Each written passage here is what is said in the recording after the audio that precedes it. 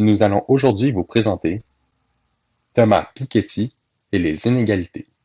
Thomas Piketty naît en France le 7 mai 1971 d'une famille très aisée, militante du parti trotskiste Lutte ouvrière. À l'âge de 22 ans, il publie une thèse de doctorat intitulée Essai sur la théorie de la redistribution des richesses.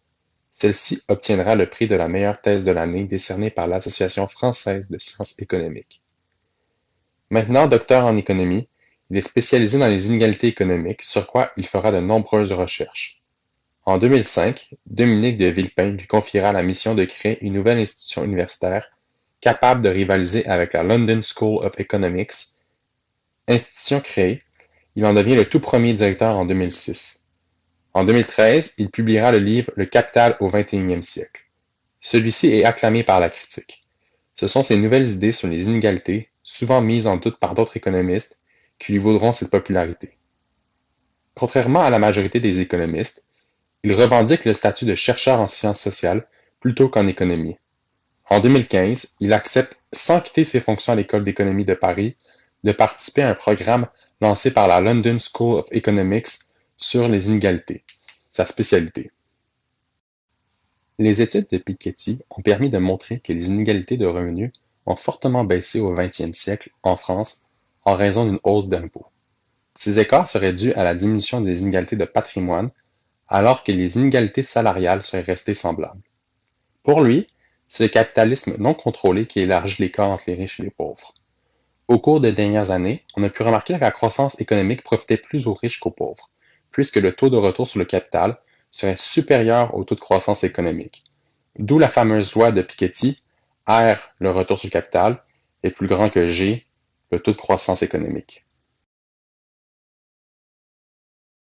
Piketty propose comme solution la combinaison de deux types d'impôts qui, selon lui, permettraient de réduire ces inégalités sociales et économiques, l'impôt progressif et l'impôt sur la fortune.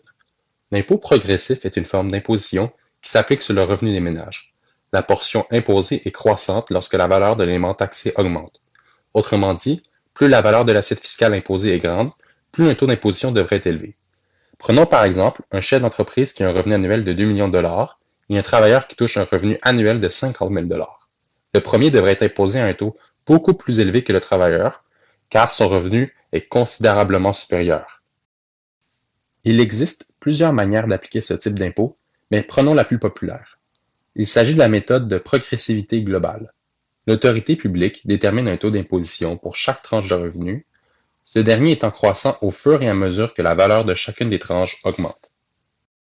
L'impôt sur la fortune est tant qu'à lui appliqué sur le patrimoine. Cet impôt est calculé en fonction de la valeur des actifs possédés par une entité économique, moins la valeur de ses passifs. L'impôt s'applique alors sur la valeur nette des actifs de l'entité. Cela inclut les dépôts bancaires, les biens immobiliers, les pensions et les fiducies personnelles pour en nommer quelques-uns. Généralement, ce type d'impôt s'applique sur les actifs ayant une valeur supérieure à un seuil déterminé. Par exemple, en Colombie-Britannique, une taxe additionnelle est appliquée sur les maisons ayant une valeur excédant 3 millions de dollars. Si une maison est évaluée à une valeur supérieure à 3 millions de dollars, le gouvernement applique la taxe habituelle sur la propriété et ajoute une prime en pourcentage au taux de base. Piketty propose un type d'impôt hybride qu'il nomme l'impôt progressif sur la fortune et le capital. Il développe un système de tranches comme l'impôt progressif et l'applique sur la fortune des entités les plus riches. Dans son livre Capital in the 21st Century, il propose un impôt de 1% sur les fortunes d'une valeur entre 1,3 million et 6,5 millions, puis de 2% pour les fortunes ayant une valeur plus grande que 6,5 millions.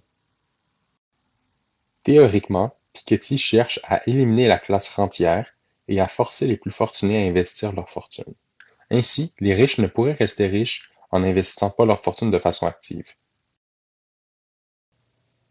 Toutefois, pas tout le monde est d'accord avec les conclusions de Piketty. Plusieurs économistes ont critiqué les modifications qu'il a faites sur les données historiques qu'il a employées. Certains vont même jusqu'à dire qu'il aurait modifié les données afin de confirmer ses théories. De plus, plusieurs remettent en cause la relation entre la concentration des richesses et les différences entre R, le retour du capital, et G, la croissance de l'économie, car ces travaux ne seraient pas convaincants sur ce sujet.